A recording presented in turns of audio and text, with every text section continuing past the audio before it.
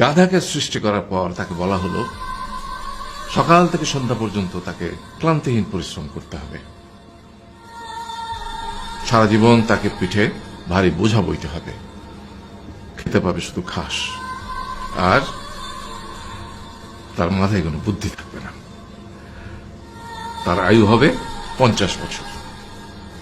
গাধা করজোড়ে সৃষ্টিকর্তাকে বলল, আমি এত বছর বাঁচতে চাই না, আমাকে 20 বছর আয়ু দেওয়া হোক। সৃষ্টিকর্তা সেটাই মঞ্জুর করলেন।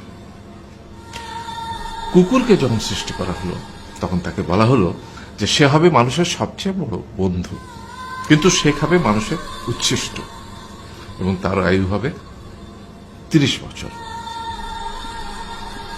কুকুর সৃষ্টিকর্তাকে বলল, আমি এত বছর বাঁচতে চাই না, আমাকে 15 বছর আয়ু দেওয়া হোক। সেটাই মঞ্জুর করা হলো।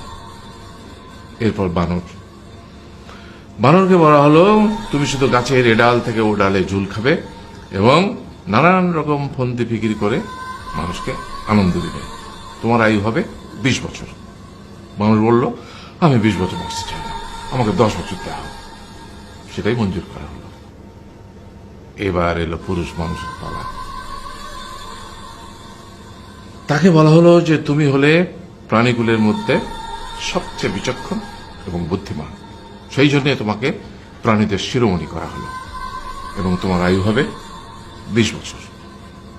তখন পুরুষ মানুষ বলল, করজোড়ে বলল সৃষ্টিকর্তাকে যে 20 বছর আয়ু অত্যন্ত কম, হে প্রভু, আমাকে ওই গাধার সে যে 30 বছর আয়ু চায়নি সেটা আমাকে দেয়া হোক, ওই যে কুকুর 15 বছর ফিরিয়ে দিয়েছিল সেটাও আমাকে দেয়া হোক, আর যে বানর 10 বছর নেয়নি সেটাও আমাকে দেয়া হোক।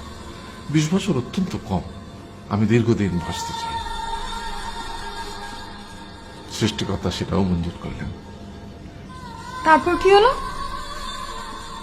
সেই থেকে ছেলেরা পুরুষ মানুষ হিসেবে বাঁচে 20 বছর, তারপরের 30 বছর সংসারের বোঝা পিঠে করে বয়ে বেড়ায়, সেটা কার মতো? গাধার মতো। তারপরের 15 বছর সে তার ছেলে মেয়েরা যা দেয় সেই রকম ঠিক কুকুরের মতো উচ্ছিষ্ট খেয়ে বাঁচে।